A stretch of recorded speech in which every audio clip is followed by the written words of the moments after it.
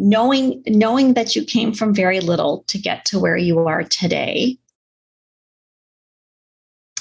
requires you to recognize your privilege, even the privilege that existed when we were poor, even when we were socioeconomically challenged. We had all kinds of privilege, right? So I think that's the important thing. We all have some.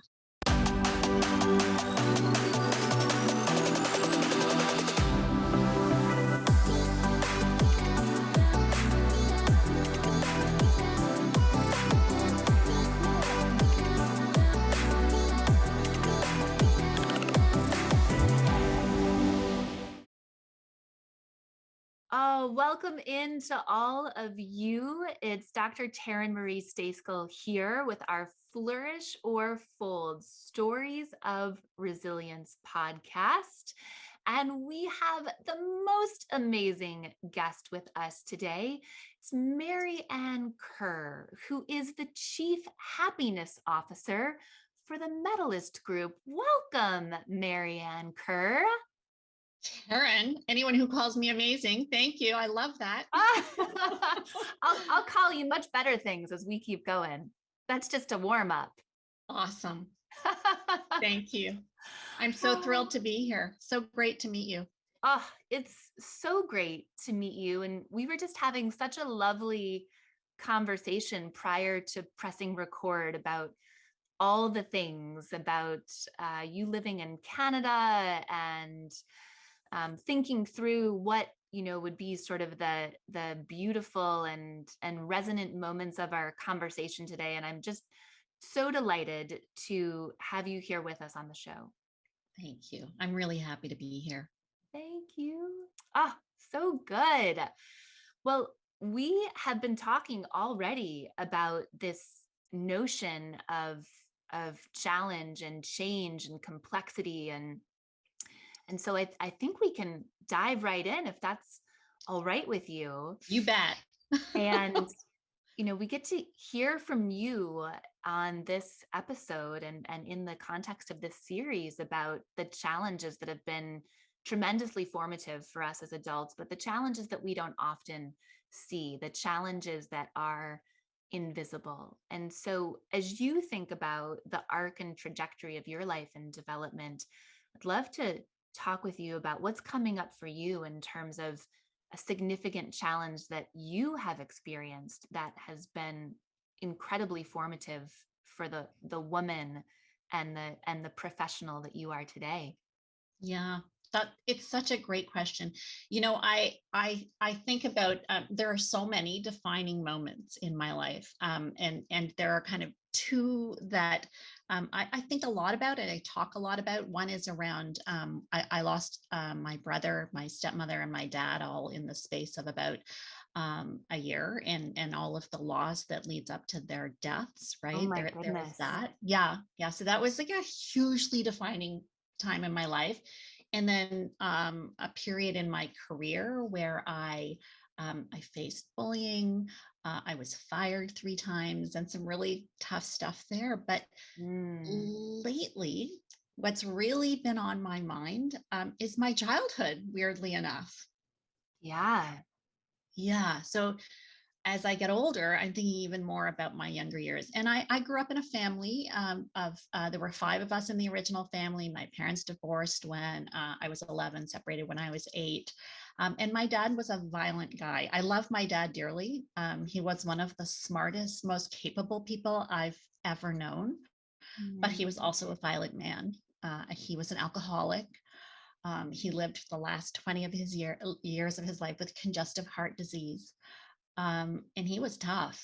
And he was particularly violent with my sister and my 4 brothers, and then my stepbrother, who half brother, who I really think of as my brother. Right, all of them got physically abused by my dad, whereas for me, it was mental and emotional abuse. But they also had that, right? So they had all of it.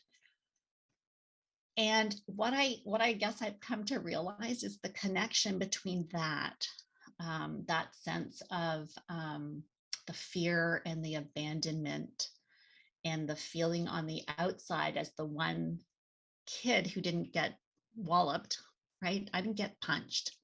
I didn't get kicked. And so I always felt a little bit on the outside looking in. And it's something I've carried with me my whole life in every situation.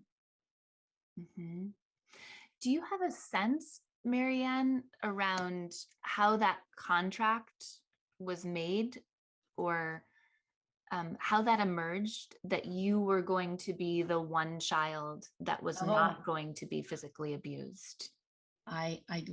Yes, what a question. He was home for my birth. So I was born at home, as were the first four of my mom's kids were all born at home, but he was actually there. So he delivered me and he cut the cord, and he was a part of my, emergence into the world. And so that's always been that was always a really deep part of our connection. He told everybody about it because it was, for him, it was, in spite of my mom having 5 kids, I was the only one he was there for. Yeah. And so it was this a huge responsibility to bear, right? As a kid, to be the one on the outside. Like, I mean, weirdly, you'd think who wants to be one who's getting beat up? But when you have 4 siblings and you're the only one that's not being treated that way, you're treated like a little princess, right? It's not good. It's not a happy place to be as a child, right? What have been some of the conversations that you've had with your siblings about this? Has this been something that you've talked about with them? Yeah. Well, so one of my brothers died. One of them lives out far away, and we have really very little connection anymore. My sister and I no longer speak. We haven't had a relationship in 10 years. It's awful, sad. But my eldest brother and my youngest brother and I are close, and we do talk about it. I think for my oldest brother, I think it was important to them too, right? I think it was important to them too. That's how he saw it. He wanted to protect me too, somehow. And my youngest brother said the same thing. He said he recalled a day when my dad went to hit me, in fact, and he jumped in between us. And I recall my sister doing that as well. So it was my special place was important to them too, because I guess it meant they could see another side of him as well, that they somehow knew something other than what they were experiencing was possible. So they, yeah. So it was almost like, in a way, you were a beacon for maybe a better version of your father that they could see through the relationship that he had with you. Yeah. I was the light at the end of all that darkness, I guess, right? Yeah. And I was always the peacekeeper in the family too, right? Always, which is why it's hard even today. I love my sister. My sister and I will never have a relationship. I really believe we never will. But I love her, and I know she loves me. But just there's so much trauma, right? And imagine being the only other girl, and you're treated like absolute crap, and your sister, me, is treated like a princess, right? That creates some real resentment, right? That is hard to let go of, even as an adult. And I understand it. I understand it. And do you think that is, or at least in part, what is between the two of you today, the difference in terms of how the two of you were treated? Absolutely. Absolutely. I think that I think that she went through a lot as a young girl, that, and she wasn't believed by my parents, even things that happened to her that she was not believed around. Both of my parents, as much as I loved them, they're both gone now, but as much as I loved them, they kind of abandoned us, right? They were physically present, but they were not emotionally present. They were so wrapped up in their own lives and their own traumas and all that they brought, and all of that generational trauma stuff, right, comes in here. So yeah, I think it's very much a part of it. And she has some mental health issues that she's dealing with, as do I. And I think that our mental health issues, they light each other up, right? So we're just, just like I feel like sometimes you can support a complete stranger who might be going through exactly the same things as my sister. I could support that person, but because of all of the complexity of my relationship with my sister, I can't do the same thing. I can't be there for her the way I could be for someone else. And I believe that's true for her as well. Yeah. You clearly had so many significant and traumatic experiences as a child. What has your healing journey been like? Yeah. Oh, I've been lucky. I think that I have attracted some really stable people in my life. So there's lots of instability in my childhood, lots of chaos, and I have surrounded myself with people who are really, they're loyal, they're kind, they're committed. I mean, this is not really funny, but when I met my husband and when we were engaged to be married, he would say, she has more baggage than Samsonite or whatever, right? Like he would make this joke, but the truth was I did, right? I did. And he knew going in that there was going to be a lot with me. So I think that's been important. And years, Taryn, of therapy. I still go from time to time, not as much as I used to, but years of therapy. And I'm a huge fan of it.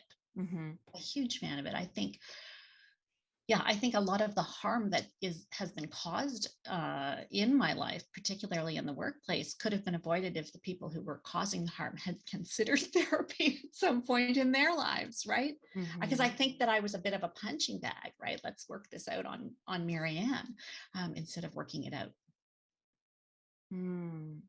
It's interesting that the sentence you just said, in the workplace, this idea that people worked their things out on you and you became a figurative punching bag, I think you just said. I'm fascinated by how you grew up with a father who literally didn't hit you physically. But then this experience later on in life of being in a professional environment and feeling as though you're a figurative punching bag. Yeah.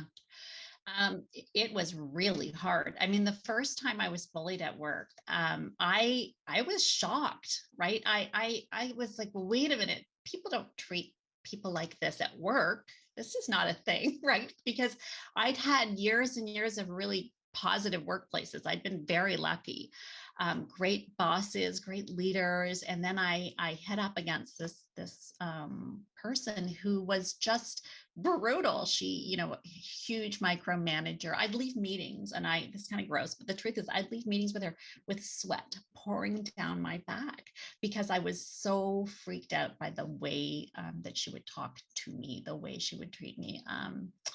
So, I first was shocked, and then I started, what I do is I read. So I go, okay, is this really a thing? So I start finding books and reaching out to people. I talked, in fact, to my therapist, and she helped me put a name on it, right? She helped me say, this person sounds like a narcissist. She said, this person is bullying you. This isn't okay, right? And I'm like, oh yeah, okay, that's true. It's not okay. So she helped me a lot to see what was happening. And I just learned. And then I started to see it far more, not just happening to me, but happening to people around me. And then it became a passion for me to say, no more, right? I'm not going to let this keep happening. And working in an industry, I work almost entirely in the social impact and charitable and not-for-profit space. And to see this happening there was even more shocking to me. So I now am on a mission to make sure that we have kinder, more collaborative, inclusive, and ultimately productive workplaces as a result of it. What a beautiful mission. that is, and such a striking trajectory to grow up in a household that's abusive. Yeah. Then to find yourself in a workplace that's abusive. Yeah. And to make this your mission to create more kindness, more inclusiveness, more acceptance in the workplace. Thank you. Yeah, and there's a lot of research to support that what happens, for instance, in terms of domestic violence in the household is very similar. It's a very similar set of circumstances that are happening in the workplace. It's just we just use different tactics, right? Mm-hmm. Tell us about that. I'm curious to know more about that research and the similarity between how abuse can show up in those two environments. Yeah.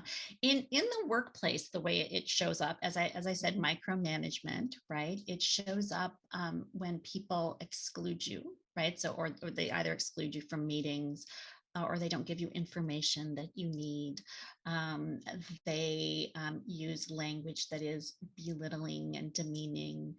They eat away at your self-confidence and sense of ability to do your job, right? So, and those are all very similar to what happens on the home front, right? I mean, you start to feel as though, you question yourself. You said, what's wrong with me? I must be wrong. It must be me, right? I must have done something to deserve this treatment, right? So when my brothers and sisters must have been naughty in some way, right? So now this was happening to me in the workplace. So I must be doing something wrong, right? I must be doing something wrong. So I kept asking myself, what's wrong with me? What's wrong with me? What's wrong with me? Mm-hmm. So one day, my husband, in fact, said to me, maybe it's not you.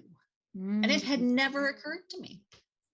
It never occurred to me that maybe it wasn't me. And so then I did a whole lot of soul searching, right? And I thought, yeah, this is, and of course, the therapist who said, this is workplace bullying, which had never crossed my mind, right? I just, yeah. Mm. Do you have a sense of why it is that we so often, whether the abuse is domestic or in the workplace, why it's so easy for us to blame ourselves and believe that we're at fault? I think you probably know the answer to this. I know I can only talk for myself and the people that I know closely, who I hold dear.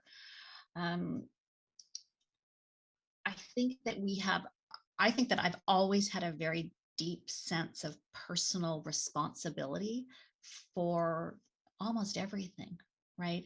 So I remember when I was pregnant with my first, and I said, okay, I'm going to be a parent now. And I read everything I could get my hands on, right? I had to be like, the idea that you could be a parent without having gotten a PhD in parenting, this seemed odd to me, right? So I had to, right? So then, at one point after my eldest was born, my therapist said to me, you should have another one soon. And I said, well, okay, but why? She said, because you seem to think everything is your fault. She goes, you need to stop being hyper focused on this child the way that you are, and thinking, and it wasn't helicoptering, right? It was more, okay, if she has a runny nose, what did I do to cause her to have that runny nose, right? Or it was but only the negative things that might be happening to her as a child, right? I wasn't taking any responsibility for the positive things, just the things that maybe weren't going so well. And I think some people have that. They just have a deep sense of personal responsibility in their own lives and in the world and in their organizations. And so and because they feel that's something that they can control. So if I'm better, if I'm smarter, right? If I'm more of something, this won't happen. And that's, that was me. I was the good girl, right? I'm the good girl, so that nothing can go wrong. I control this little box of being good so that I won't get myself into any trouble. I love what you said about the power of control and responsibility in terms of the mindset that something is our fault. Yeah. It's That's like powerful. you feel like I must not be enough in some way, shape, or form. Would you like to say more about enoughness? Yeah, I think thankfully, now as a grown up, I do know that I am enough, Mhm. that it's not difficult for someone to poke at me and say, and come on, Maryann, are you sure? Right? It doesn't take a lot to push me off kilter. And I was diagnosed. I'm 60. I was diagnosed earlier this year at 59 with ADHD. The doctor said to me, it came on likely, you probably had it all your life, Mhm. but you were managing the symptoms, and then workplace trauma and menopause, the combination of those things, he said, very likely brought the symptoms forward into a less manageable way. And so I've forgotten what we were talking about, but enoughness. And Enoughness. enoughness. And I think as a really hypersensitive person, I can take criticism hard, right? And so that's what makes me think I'm not enough. But at my core, I know that I am. I know that I am. And so I just have to ground myself, right? In a lot of the things that you talk about, right? Around resiliency. And I do that. I ground myself in authenticity, and I ground myself in gratitude, right? Those things really make a difference. They do. They make such a difference. For people who are on that journey, if I can call it maybe the journey of enoughness, or the journey to being enough, however we want to sort of language that, do you have um, tools or skills or um, strategies that you've used to develop that sense of enoughness in your core? Mm-hmm. I journal. And Mm. it's a really important tool for me.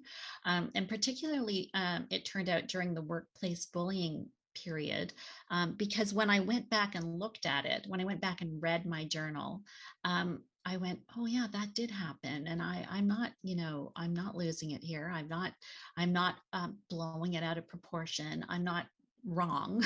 Right. Look at what happened here it is. And so if you're ever to do something legally about those things, the journals come in handy, but that's not it for me. For me, it was just about being able to see on the written page, because I'm an introvert and because I love books, seeing it written, pretty much stream of consciousness as things were happening to me really helped.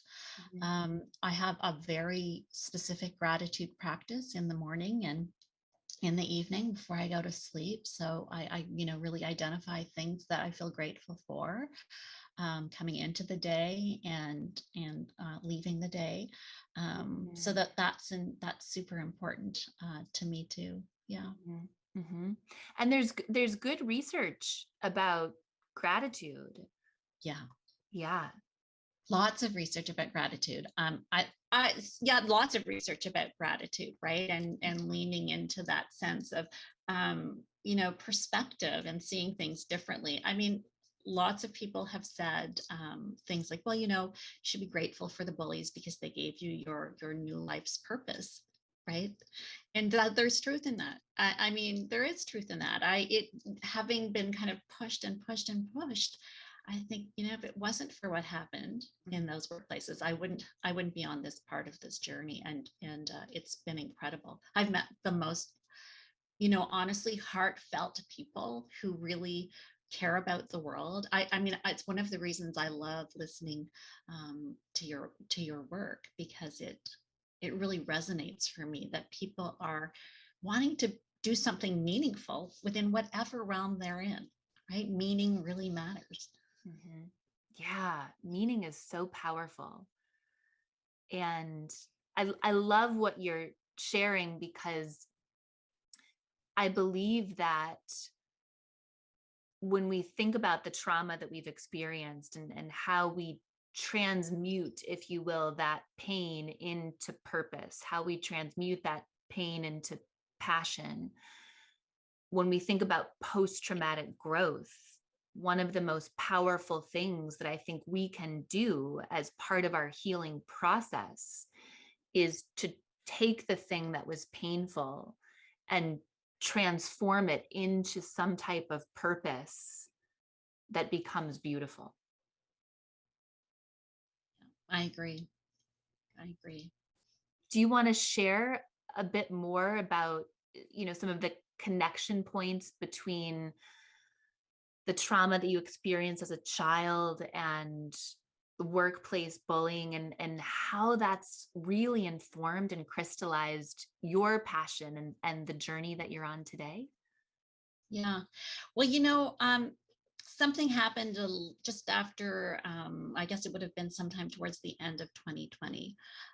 A publisher came to me and he said, I'm looking at what's happening in our workplaces in the social impact space. He said, people are talking to me about toxicity in the workplace and leaving jobs. 18 months was kind of the average stay for an employee, a senior level employee. So this is expensive, makes us so much less effective. And he said, what can we do? Can you write I need you to write the book about why this is happening. And, I didn't set out to write a book about workplace bullying. I set out to write a book about why we have issues in the workplace, why people are leaving, why there's so much toxicity. But that turned out obviously to be a big part of it, right? So I think the fact that I've experienced trauma, right?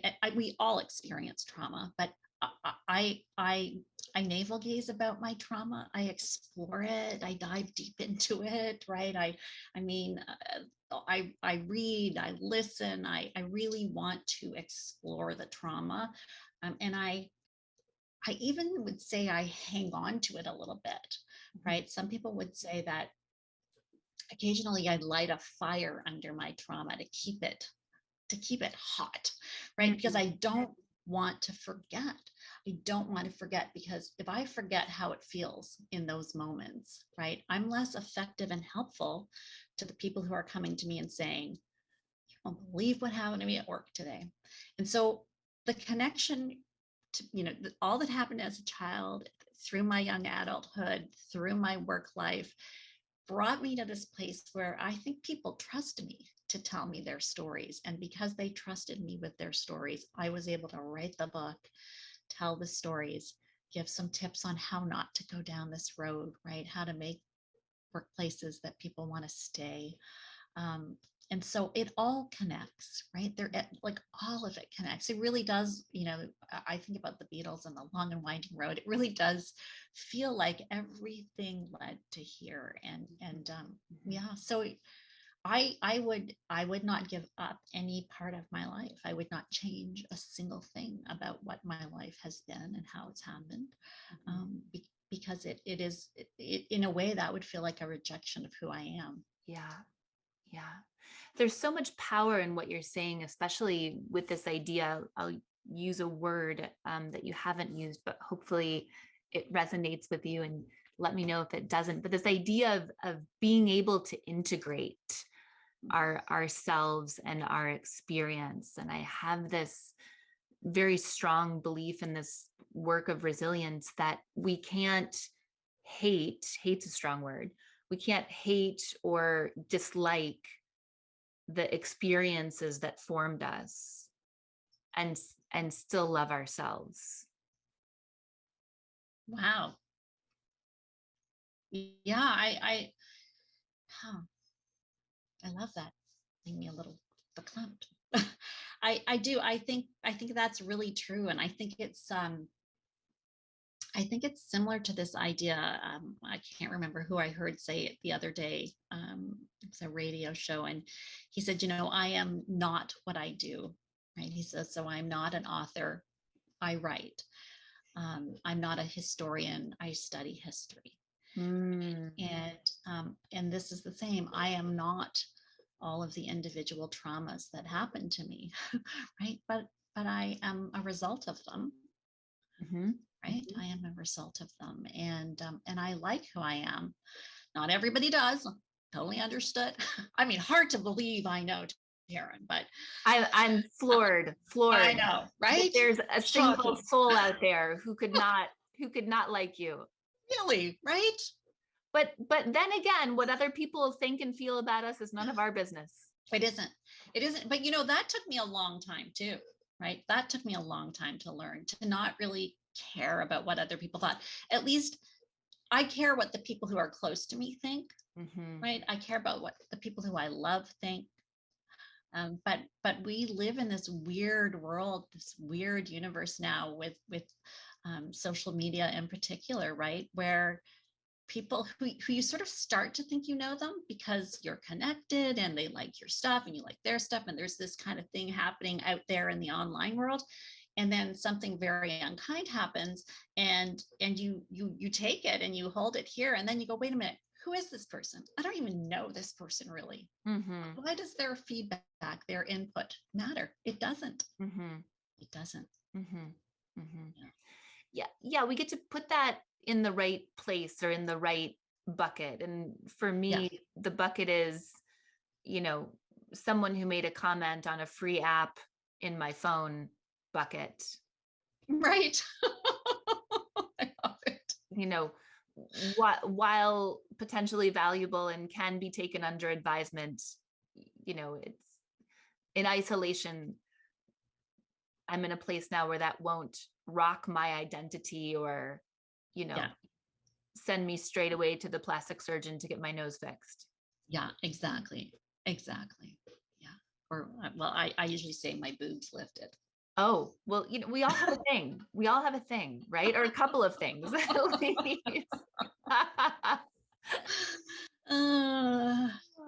So I'm curious about, you mentioned having your first daughter and your therapist sharing that she thought you should have another child, in pretty rapid succession, we'll say.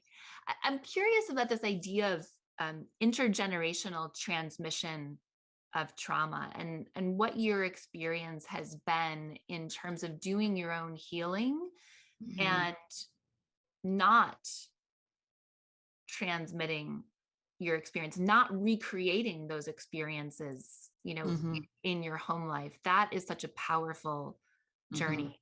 How has that been for you? Yeah, it's huge. So, as I said, I did a lot of reading. And so what I decided is that the way I was raised was the opposite of attachment theory. So I felt abandoned in a lot of ways, right? And so I read a lot about attachment theory and parenting. So first and foremost, I nursed both of my children. There's actually 4 years between them, but I nursed them both until they were about 3.5 years old. They'll love that I'm sharing that. But the truth was, I really believed that when they were ready, they would stop. I worked full time during the day. They literally starved themselves during the day when they were babies and waited till I got home. So I never slept at night. So that's one way. And I believed in the family bed. So they slept there. If you brought the Ferber method and talked to me about letting my babies cry so that they would get into a routine, I would say, no, there is no way that I am ever going to do that. So I adopted theories that were exactly, and I was strident about it. Okay. So it was hard to be married to me especially when my kids were little, and my husband was a full-time stay-at-home dad for 15 years. So so he was the primary caregiver, right? And I would do things like, I would say, the kids would be saying something to him, and if he didn't answer quickly enough, like I would literally be pulling him aside and saying, okay, like, listen, you have to answer them right away or their self-esteem is going to, suffer because they think you're not listening to them. Right. Meanwhile, he's just spent an entire day with this daddy, daddy, daddy, daddy, daddy, daddy. Right. And I've just come home and experiencing. So it wasn't easy. Like I became an extremist around a lot of things, and it's a miracle we're still together. So it's true of so many marriages. right. And we have had our ups and downs, to be sure. Right. Am I answering your question? See how I get off on these tangents? I love it. I love it. It's part of the beauty and the richness and the Okay. conversation. The road that we're on is, and you take whatever, sort of twists and turns you desire. But the road that we're on is this idea of how we stop or prevent intergenerational transmission of trauma. Right. Thank you. Thank you for the reminder. Okay. So then as my eldest, who really becomes the test in all of this, when she was 8 years old, I started to have some real issues. Okay. And I'm talking to the therapist. I'm saying, why is this happening to me? Why am I having such a hard time with everything this child wants to do and wants to say and experience and so on? And she said to me, well, tell me what was happening in your life when you were 8 years old. And that's when my dad left. I was 8 years old when my dad left. Yeah. And then when she turned 11, I started to have some other issues. And thankfully, I think that my husband and I balanced each other so well that because of his stability and having come from a stable household and all of those things, that of course she needs therapy, but not entirely because of me. I think that what happened, so at 11, I started to have issues again. And at 11 was when my parents were officially divorced. And I actually left my mom and moved in with my dad and stepmother. And it was this hugely traumatic experience for me because what happened then is my younger brother came. So there were 3 older kids. There were the 2 younger kids. We were called the little ones. I left to live with my dad and stepmother, which made, in my mind, my brother come. And I thought I'd ruined my mother's life. I thought that my choice, my 11-year-old choice, because it was all up to me, right? In my mind, it was all up to me. I'd moved in with my dad and my brother had come and I'd ruined my mother's life. It wasn't until I was much older. And the therapist said to me, so you were 11 and your brother was 8 and you think that you decided. And I went, what do you mean? She said, you think you decided where you were going to live when you were 11 years old. It had never occurred to me. So I asked my parents, and of course it was nothing to do with me. My parents had decided, right? My parents had decided that the 2 younger children would go with my dad and my young brother with my dad and stepmother, and the older 3 would stay with my mom. My parents had decided, but I had carried my whole life right to that point that I had ruined my mother's life, and that because she wept. I mean, she wept when we left. Of course, right? Yeah. So I think now, I think that awareness, right? I think the fact that I was in therapy and the therapist could help me to disentangle what was happening made such a difference. And I share with my kids. I mean, I'm very open with them about all that's happened in my life and why things like what seems simple to some people. When my kids were little, they had ski lessons and went on ski trips and did all of these things that never in a million years did I do as a young kid, right? And these were, for me, these were really a big deal, and I had to learn to not put that on them, right? If they decided they didn't want to keep skiing or play piano or do all of these things, you have to learn not to put that on them, because that's partly my trauma speaking, right? Do you have any idea how lucky you are, right? Do you have any idea how lucky you are? And that's the trauma, right? That's me going, I had it so tough and you have it so easy, right? And they're my kids, right? But it's in my head. I know that's what's in my head, right? Yeah. So it's hard, but it's doable. How do you differentiate between this notion of privilege, communicating to your children their privilege, and, to your point, not allowing your trauma to speak through you or to be perpetuated by needing them to acknowledge their level of fortune or providence? I do think that my eldest takes a lot of the abuse because she was first, right? And that my youngest somehow Kim buffered it for Caitlin, and Kim. So when Kim was about 5 years old, and their birthdays are in December, so she's about 5, maybe 6. And so her birthday is December 30th. So we would have gifts on Christmas Eve, right? Because we do pajamas on Christmas Eve. And then we'd have Christmas Day where we'd all do gifts, and we do gifts with our family. And then we do gifts with my husband's family. And then on Boxing Day, we'd go to another set of family and there'd be gifts. And then there'd be a little bit of a break. And then her birthday's on the 30th and there'd be more gifts. And so it's, I know, December 31st. And she says, Mom, well, where are my gifts? Why don't I get gifts? As children do. As children do. But for me, what I heard was, where are my gifts, right? And again, it was all of that old stuff coming back up for me, right? So she remembers that I packed her into her car seat and we drove to downtown Toronto, and we drove down where some of the housing projects were. And I'm pointing out where people live who have very little versus where we live, where we have a lot, right? And that's privilege, right? That's not, but it wasn't coming from there, right? In my heart, it was coming from the trauma, right? From the not having had when I was a kid. So they do get mixed up, right? They do get mixed up. And I think now, as young adults, my kids pointed out for me, it's not the other way around, right? They helped me to see it, right? They helped me to see the privilege of my white skin. They helped me to see the privilege of the stability we have in our home now, right? Food on the table, not having to choose, between rent and heat, right? They help me see it now more than I do them. Yeah. And how have you been able to differentiate between the trauma voice, say, and the privilege voice?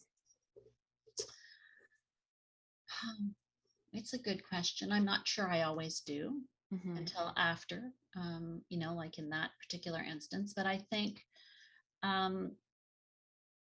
because I try to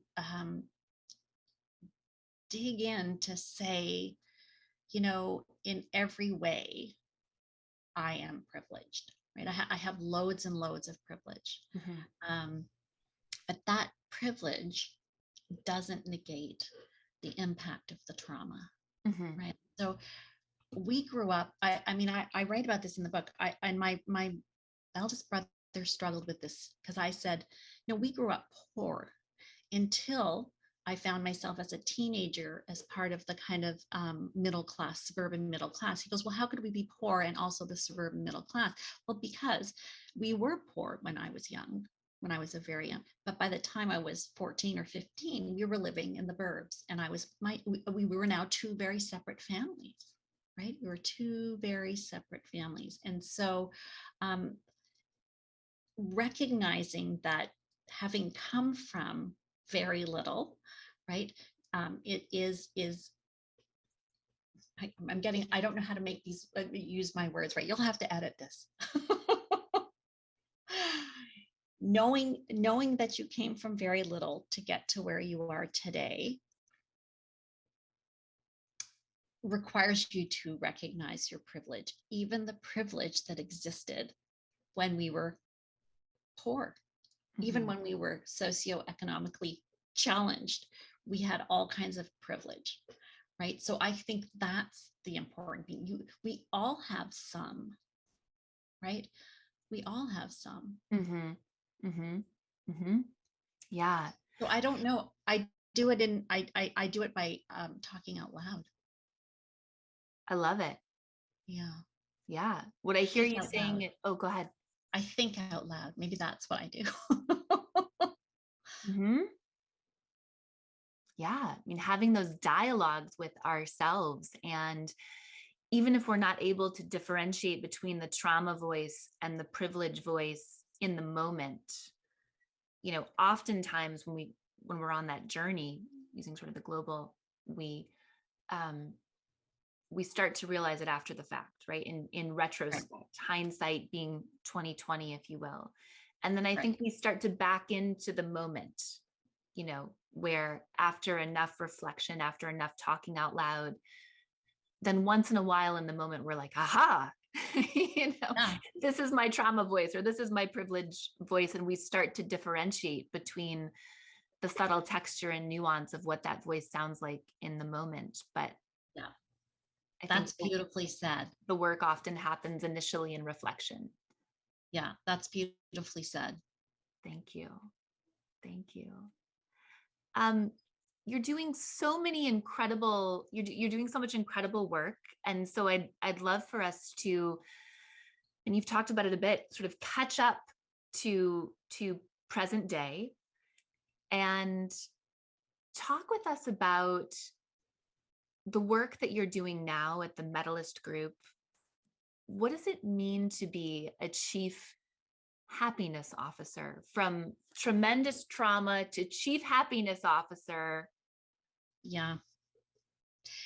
It's so I chose the title because I had just so I've been back. I've had the Medalist Group really since about 2006, and I've been back and forth between working in the business and working in organizations. And I'd had what I would call my last traumatic workplace experience with a boss, and I knew I would never work that way again.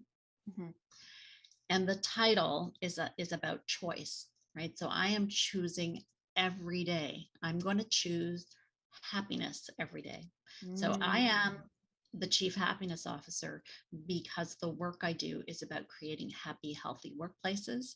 I am the chief happiness officer because I am going to choose joy every single day. Every day I'm going to choose it. Doesn't mean I'm happy every day, but I'm joyful at my core, right? And so it was really about claiming a place and a space and putting a stake in the ground and saying, this is the work choice I'm going to make every day. I'm going to be the chief happiness officer of my life and of my work.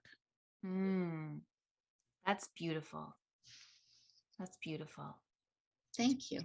Yes. And you know a great deal in your role as chief happiness officer about how to create workplace environments that thrive to a greater degree, especially in the public service sector, but beyond. And can you talk with us about what are some of the elements that engender cultures of greater happiness, greater productivity, engagement? Mm-hmm. It's so simple. People want to work in a place where they feel respected, included, and a sense of belonging. And so, those are the outcomes. How do we create workplaces where people feel respected, included, and belong? And it all comes down to relationships and to knowing and being known. So you talk a lot about, not a lot, but you talk about vulnerability, right? So we need to create workplaces where we trust one another, where we can be vulnerable and not expect that we're going to lose our jobs if we say, I don't actually know that, right? That I need to learn here, or I didn't do that correctly. This is how I should have done it, and this is how I'll do it next time. So, psychologically safe workplaces, which really comes down to being able to be ourselves and be vulnerable. And I have friends who say, I really don't like it when you talk about being authentic and whole at work, because for so many people that is a privilege, right? Because we have a lot of racism in our workplaces, right? We have a lot of sexism in our workplaces. So those are ways in which we're not allowed to bring our whole selves and our real selves to work. So that's what I want to see changed, right? Is that it all come down to, I actually want to know who you are, what you need in the workplace, and how I can make this a safe space for you so that you can flourish, right? So that you can thrive, so that you can be the best version of yourself. And not every day. That sometimes you can bring that version of yourself that isn't the best. If today's a bad day, but you still want to be here, that's okay too, right? We make space for that as well. So it is simple in its in its outcomes, but the execution requires a lot of patience, a lot of time, a lot of willingness to talk about emotion, to name emotion, to recognize it, right?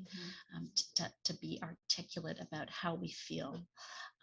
So yeah, that's the kind of work I do. So I call it co-creation, because it's really about going into a workplace. Sometimes you find out that there's a lot of trauma in that workplace, right?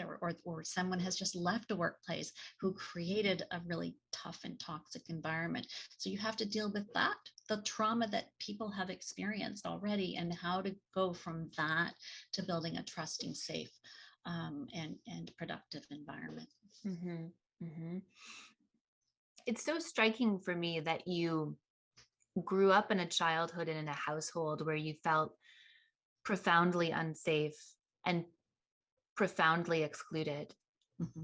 And now your life's work in a professional setting is to ensure that not just for yourself, that others feel psychologically safe and included. It's just such a direct connection, right? I mean, the correlation is so deeply rooted in my heart and soul, because I know what it is to feel unsafe, and I know what it is to be excluded. And I know that in the workplaces where I was both included, right, and felt I belonged, I know how I flourished. I know how well I did. Right. And if you use yourself as an example of one, and then you go out and find the research like Gallup polls and so on that tell you, 70% of the workforce leaves a job because of the manager, right? I mean, that's the reality. Don't leave a job, you leave the boss, right? You go and you find all of the data and research that supports this very personal belief that we need kind, inclusive, caring, collaborative, happy workplaces. That's beautiful. That's incredible. You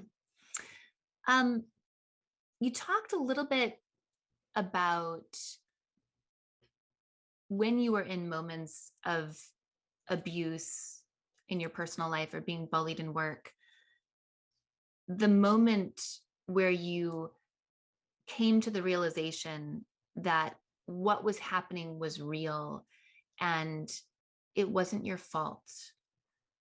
Do you have suggestions, ideas, thoughts on, for people who have been in environments that have been abusive, whether that's personal or professional, what is the process for us to learn to trust ourselves in those moments and to believe that our experiences are real so we can take action? Honestly, I think the first step is to ask someone outside of yourself, because you are so deeply committed to believing that somehow it's your fault, right? That somehow you were wrong. That I think you need to find a voice, usually outside of the organization or the workplace or the home, right? Tell them what's happening and ask them, and of course, someone could say, well, I'm only getting your side of the story. And that's okay, because my side of the story matters. Sure Right? does. No matter, but if there are some misplaced facts, what matters is how I feel right here, right? How I feel in this workplace, how I feel in this home. And if I feel belittled, right? If I feel diminished, if I feel broken, right, by this place, and I know that's not who I am, then there's something external happening. But it's really hard, right? You don't see the forest for the trees. So that's the really first thing, is I think you have to go outside of yourself. You have to reach out to other people, and ask for help. You're not alone, right? We're not alone. We are not alone. No matter what is happening to us at any stage in our lives, we're not alone. Someone else has been there or is there, right? That's right. I have this sense that the easiest thing for us to believe, or one of the easiest things for us to believe as humans, is that we're alone. Our experience is so unique, so differentiated, so unlike anyone else, that it's so easy to believe that we're alone. And yet the most fundamental truth is that we're all deeply connected and that we're never alone. Exactly. And I think that became so clear to me when I started talking about workplace bullying on social media, and people literally came out of the woodwork and said, wow, I can't comment on your post because I don't want anyone to see it, but this is what's happening to me. And thank you for writing, and thank you for, people call it being brave, and I think it's Susan David that said, courage is just fear walking, because it is. I am afraid. I am, and the first little while that I was doing it, I had several times I was threatened with lawsuits from people and organizations who saw themselves in what I was writing, right? And it was scary. It still scares me, right? It still scares me, but I'm going to do it anyway. Mm-hmm. Mm-hmm. Yeah. What I hear you saying is it's okay to be afraid. And even if you are afraid, do it anyway. Yeah. And maybe even if you are afraid, it's even more important to do it, right? Because when you discover that you're saying something that resonates so deeply with people, and it's about something so wrong, right? Something so wrong. Mm-hmm. Yeah, again, it goes back to that thing we talked about earlier about personal responsibility. I have a personal responsibility to leave the world in a better place than I found it. And that this is part of that, right? This is part of that. Mm-hmm. Mm-hmm. So beautiful. And I'd love to add on to what you just said. And that is, it's not our responsibility what happened to us. It is our responsibility to heal. Yeah, absolutely. Well, you talk about, I think somewhere I read something about, if I had to pick three things, right? Like what were the three things that I learned through all of this? Because I've been thinking about that. Can I talk about that? Let's do that. I love that. Well, the first one really was that I wanted to share with people that they're never alone. It's something I've told my kids since they were very young. Because, when they kid, I don't know so much about raising boys, but out raising girls, they hit their teens and maybe they don't talk to you as much as they used to. So you want them to know there are lots of other people they can talk to, because there are lots of people who have experienced what they're going through. And the second thing was about choice, right? I always have a choice. I always have a choice about how I'm going to respond, or how I'm going to react, or what I'm going to do. And sometimes that choice might seem like they may seem like a series of lousy choices, right? But they're still choices. Sometimes, right? Sometimes choices suck, but they are still choices that we can make. And then I think the last thing is just to address everything with grace and humility and kindness, right? Because even the bullies, I mean, it took me some time to get to a place of grace with the people that I feel truly abused me, right? But I have it now. And I have it in part because you need to have humility around it, right? You need to know, maybe you did play a part, right? Maybe you were so capable at what you do, it caused someone else to feel threatened. And had you understood that, you might have adjusted your style and your approach, right? You might have not said certain things if you'd understood that your impact on another person was to cause them to feel less than. Your strength and your confidence, right, made someone who had power over you feel less than, and that caused them to bully, right? That's a possibility. It's something I have to, right? So I try to consider that I have a role in it, even though I'm not blaming myself, right? I'm not owning the whole thing. Mm-hmm. Mm-hmm. And kindness, right? We can always choose to be kind, always. That doesn't mean I'm always nice. I'm often not nice, right? Because they're different things, but I am kind. What's the difference between kindness and being nice? So being nice is a very Canadian trait. So, being nice can mean that I'll be a bit of a doormat. So you'll bump into me and I'll say, oh my gosh, I'm so sorry. Because that's a nice thing to say. I'm sorry. I'm sorry that you bumped into me, right? Right. Where the kind thing might be to say, hey, Taryn, maybe next time you could just move a little to the left so that you don't bump into me. It was really great to see you, right? So you can deliver feedback, and you can, with kindness, or you can just be nice and deliver no feedback. Kindness is feedback. Yeah, and kindness is not, so if somebody harms me, a nice person is just going to let the harm go, right? A kind person is going to say, you harmed me, and here's how, right? I love that. I love that. The kind thing to do is to share the impact of someone's behavior. The nice thing to do is to shrink away. That's powerful. That's powerful. So good. It's been fun. Well, Maryann, you're doing incredible work, and I'd love for you to share with our listeners just a little bit more about the book that you just completed, Tarnished, and where we can connect with you on social media, how we can find you. Thank you. Well, Tarnished, you can get at tarnished.ca.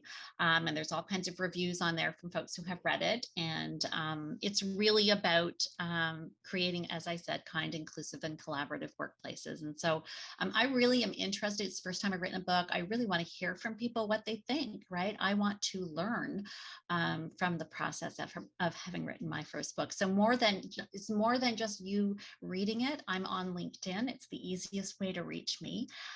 And I really want to hear what folks think, because I spent a fair bit of time at the front end of the book talking about the issues, particularly in the social impact space, where, we think that we work on fixing all of the issues that affect humankind, but we do it in a way that often hurts the folks who have dedicated their careers to this. So the book is really about those folks. And I wrote it for those folks, right, who often give up a better paycheck in order to mend the world, essentially, in their work. And I really want to, I wrote it for every one of them to have a better experience in the workplace. And what a beautiful anthem that you've created to also give voice to these stories of bullying and workplace aggression. Yeah, that's my hope. I want people to be seen and heard. I really do. Well, thank you for the incredible work that you have done, are doing. I'll go ahead and pay it forward and say will do, because we know you have a bright future of contribution ahead. What final thoughts would you like to leave us with, Maryann? I guess I just really want to promote this idea that we are whole and we are enough, and